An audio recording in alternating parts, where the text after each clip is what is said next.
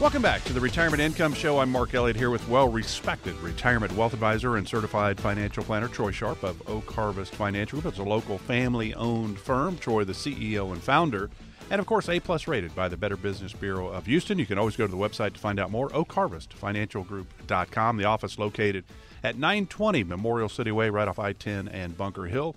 You have questions, you can always call 800-822-6434. No cost, no obligation for just having a chat. It's easy to do. It's 800-822-6434. And then, of course, the YouTube channel. Troy's got over 100 videos there.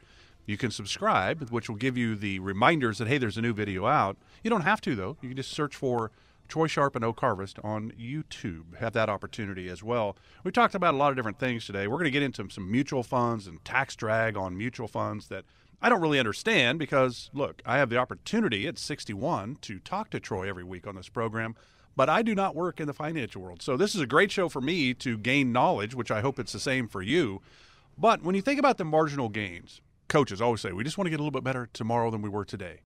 Is that an easy thing for people to understand, Troy? Because to me, I would think we're kind of conditioned about the rate of return. And so if somebody said, hey, Troy, what kind of rate of return can you get me? And then you say, well, it's not really about what rate of return I can get. It's what rate of return you need. That's a totally different way to look at it. Exactly. And that's why I spent so much time on that psychological shift on the last segment. I brought some personal things in there because those are important to me, that you start thinking about not just the money in retirement, but we want people to have happy retirements, secure retirements, and you have to be prepared.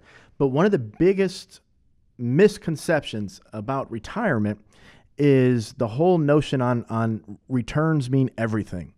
Yes, your returns are important, but when you look at everything else that goes on in retirement, income needs, Social Security, Medicare decisions, inflation, taxes, having multiple streams of income, the survival rules. When one spouse passes away, you lose a Social Security check. You go from the married filing jointly into the single tax brackets. So many different things need to be planned for in retirement that, yes, returns are important. But I tell you this, if you need 10% a year in retirement, you should not retire. You simply have not accumulated enough money. Retirement is not about the greatest returns. Returns are important. And of course, you want an efficient and effective investment manager. But you want to manage risk with a greater emphasis on managing risk than on achieving very, very high returns. Because one, you don't have as much time to make up for losses.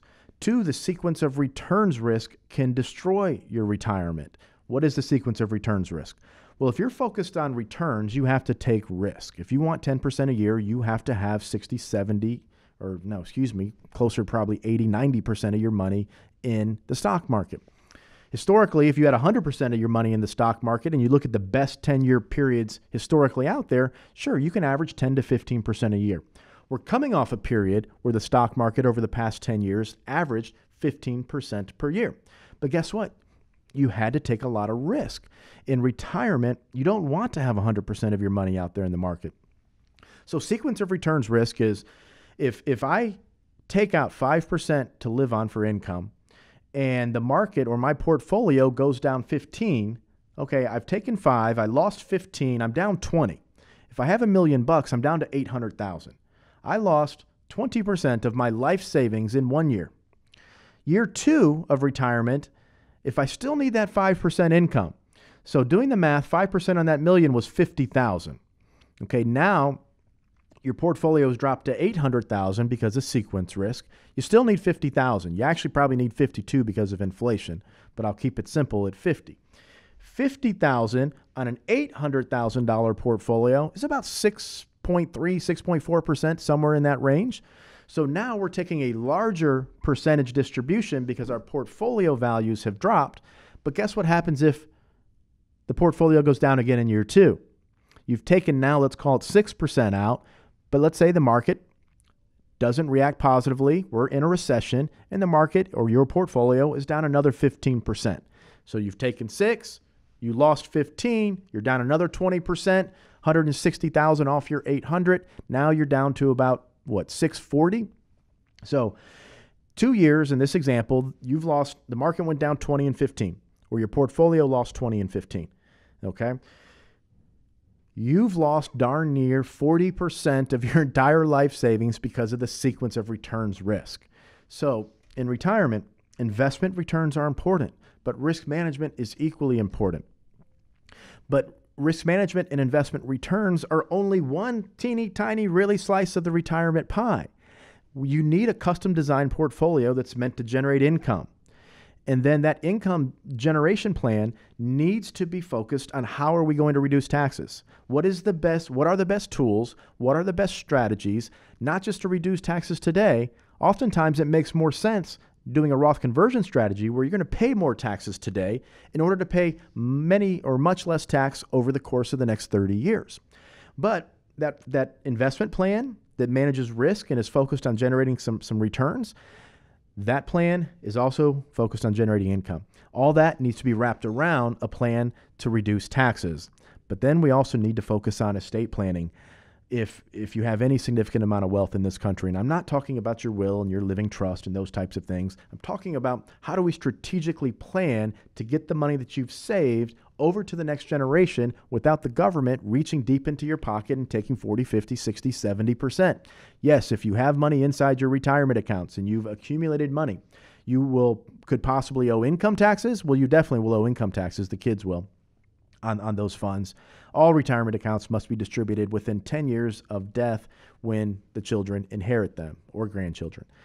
But then also with the change in the federal estate tax law that's upcoming for families that have done a good job saving and building wealth and working hard, and whether you had a business or you invested well or whatever your situation is, yes, you are looking at federal estate tax possibilities as well. That's how you get up to 60, 70, 80%. And then if you live in a state that imposes an income tax or an inheritance tax, okay, now we're literally getting over 70, 80% of everything that you've worked your entire life for being taken.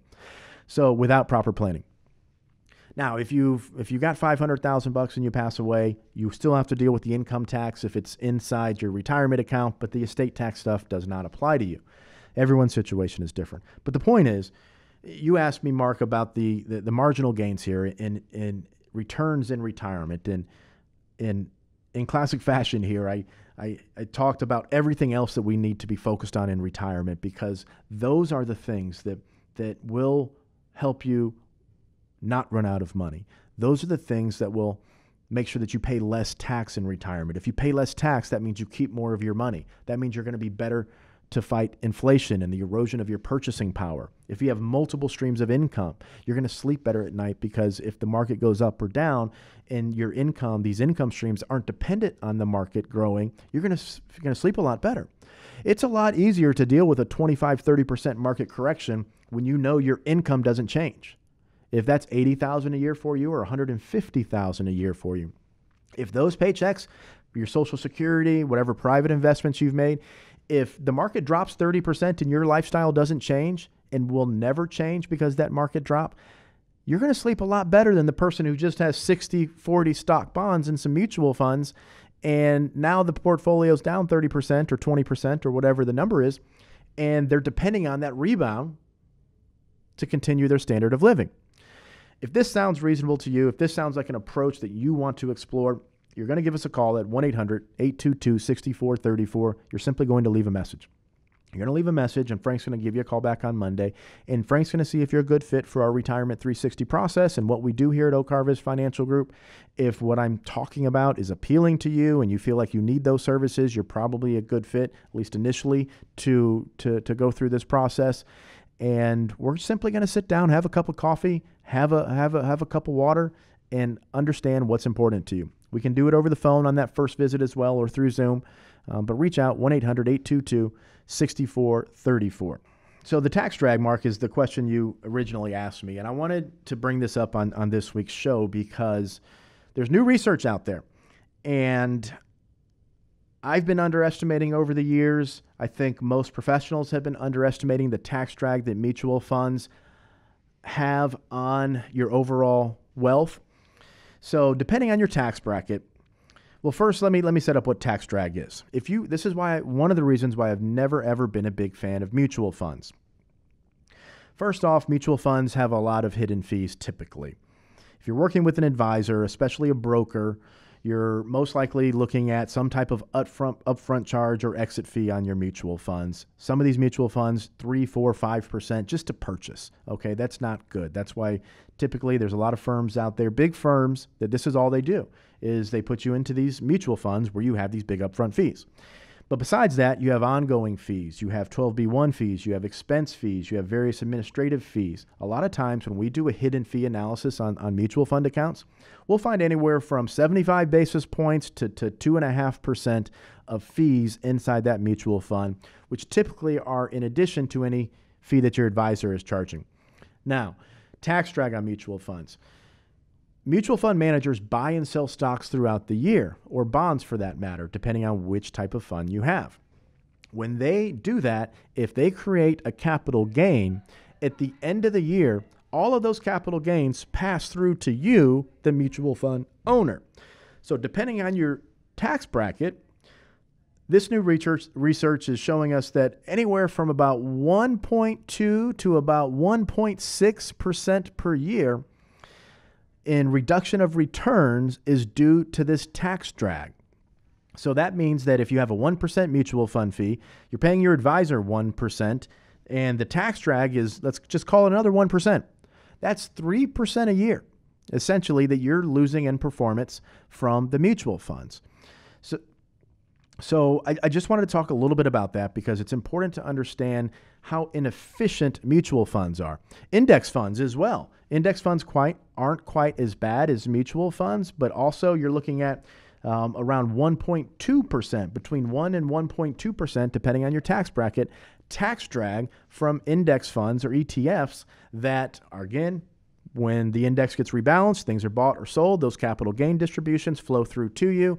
ETFs typically have a bit more activity.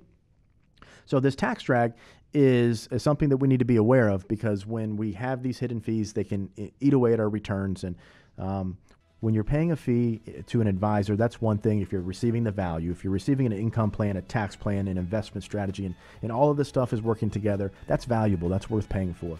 But you don't want to pay 2% just for an investment strategy in hidden fees and elsewhere. 1-800-822-6434, 1-800-822-6434. Visit us on the web at oakharvestfinancialgroup.com and check out the YouTube channel. Go to YouTube, search Oak Harvest, 1-800-822-6434. Investment advisory services offered through Oak Harvest Financial Group, LLC. Oak Harvest Financial Group is an independent financial services firm that helps people create retirement strategies using a variety of insurance and investment products. Investing involves risk, including the loss of principal. Any references to protection benefits or lifetime income generally refer to fixed insurance products, never securities or investment products. Insurance and annuity product guarantees are backed by the financial strength and claims-paying ability of the issuing insurance company. Oak Harvest Financial Group, LLC is not permitted to offer, and no statement made during this show shall constitute tax or legal advice. You should speak to a qualified professional before making any decisions about your personal situation. We are not affiliated with the U.S. government or any governmental agency. This radio show is a paid placement.